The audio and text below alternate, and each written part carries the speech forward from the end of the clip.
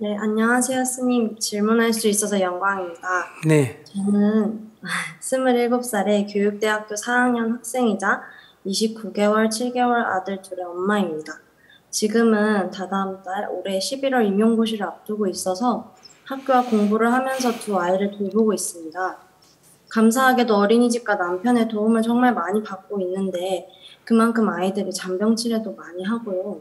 제가 낳은 아이를 전적으로 제가 보지 못하고 있다는 죄책감이 많이 들고, 그렇다고 임용 공부를 하지만 다른 학우들처럼 충분히 많이 하지 못한다는 생각에 정신적으로도 체력적으로도 힘이 많이 듭니다.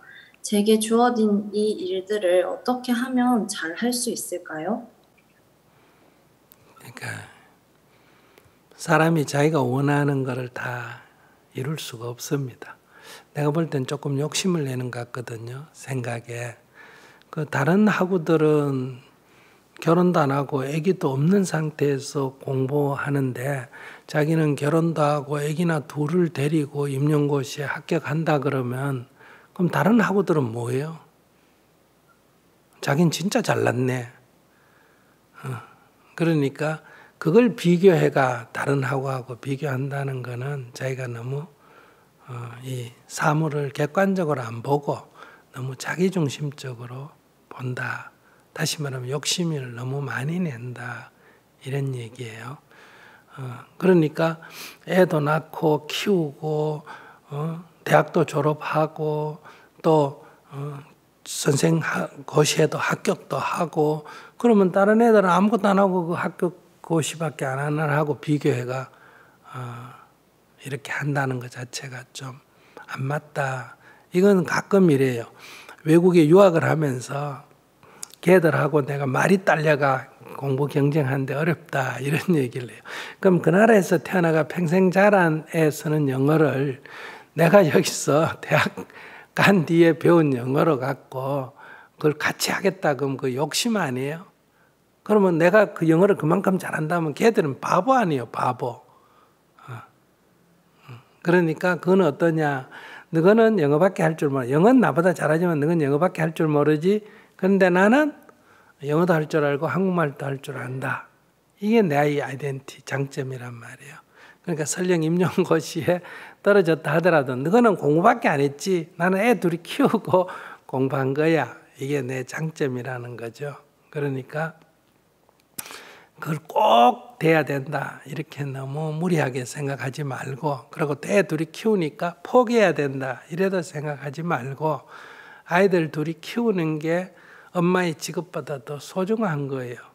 내 입장에서는 직업이 더 소중한지 모르지만 애 입장에서는 엄마가 무슨 일을 하냐 이거 별로 중요 안 해요. 자기를 제대로 돌봐주느냐 안 돌봐주느냐 이게 중요하지.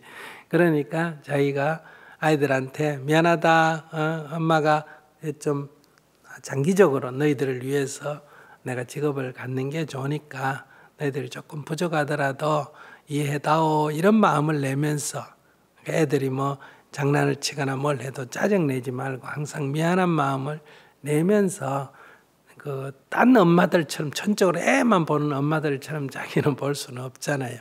공부를 해야 되니까. 그러니까 뭐 애 젖을 먹여야 된다든지 뭐 똥오줌을 가린다든지 이런 급한 일이 아니면 그냥 좀 놔놔도 돼요.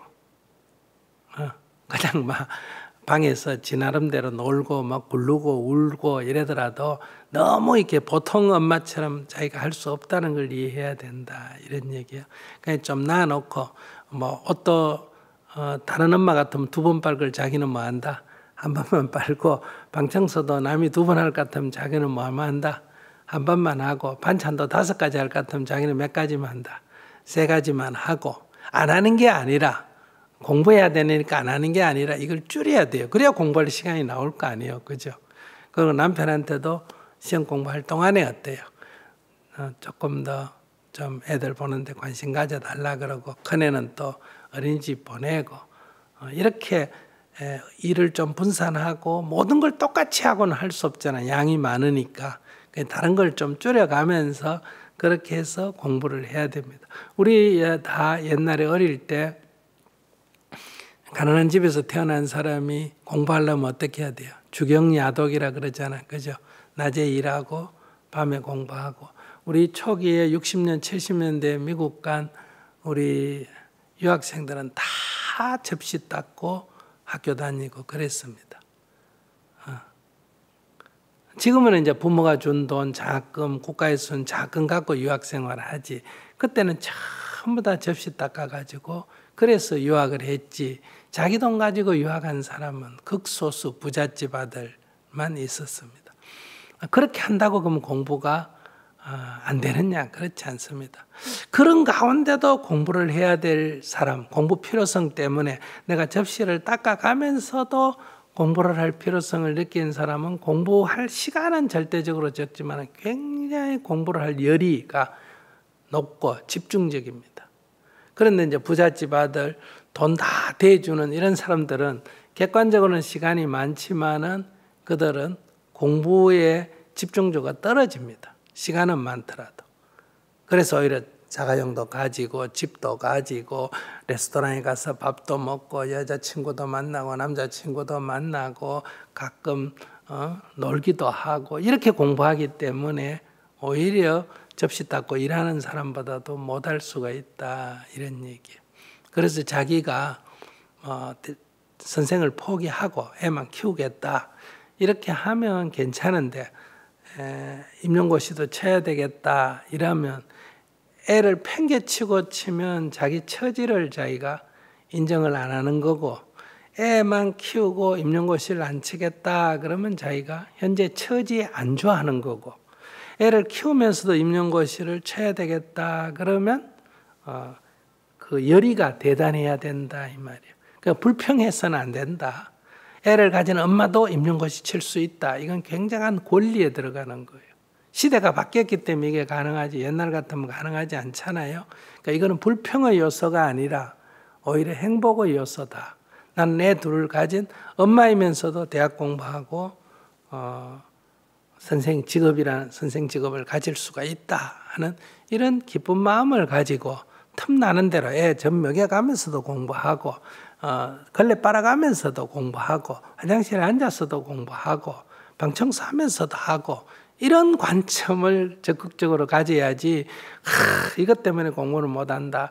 다른 애들 하고들은 이런 거 없으니까 나보다 공부 더 잘할 거 아니냐. 이렇게 생각하면 자기가 관점을 잘못 갖고 있다. 좋은 건 다 가지려고 하고 나머지는 안 하려고 하는 것과 같다. 이런 얘기예요. 그래서 애기 업고 공부하고 걸레 빨면서 공부하고 이렇게 하면 그 공부의 집중도가 훨씬 더 높기 때문에 오히려 이러기 때문에 공부가 더 잘 된다 이렇게도 말할 수 있어요.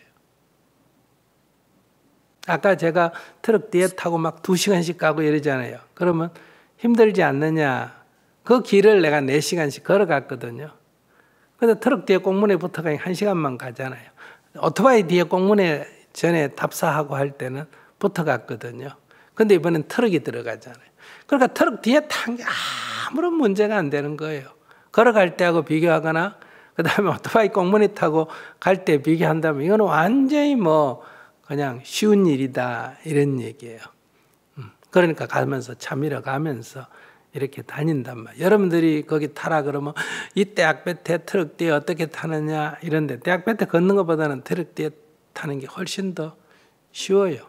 물론 엉덩이가 아프고 막 튀고 이러니까 하지만은 그래도 걷는 것보다는 낫다 이거예요.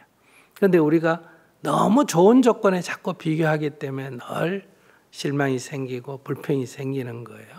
그래서 제가 이런 오지 여행을 해보라는 거는 오지 여행을 해서 다녀보면 우리가 얼마나 좋은 환경에 살고 있나 하는 것을 자각한다. 그래서 여러분들이 한국에서 살면서 이게 삶에 대한 불평을 하지 마라.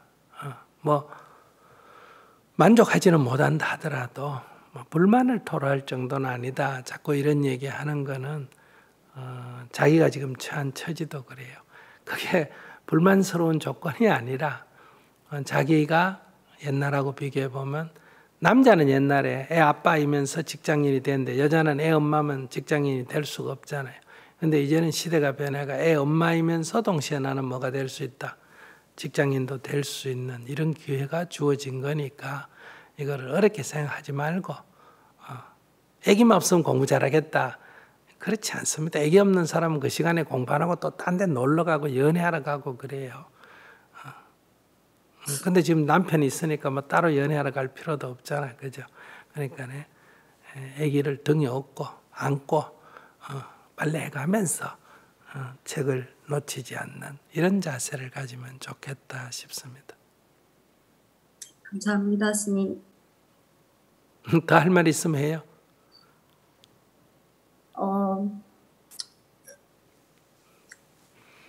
아니요, 그냥 제가 아이를 낳아놓고 나서 제가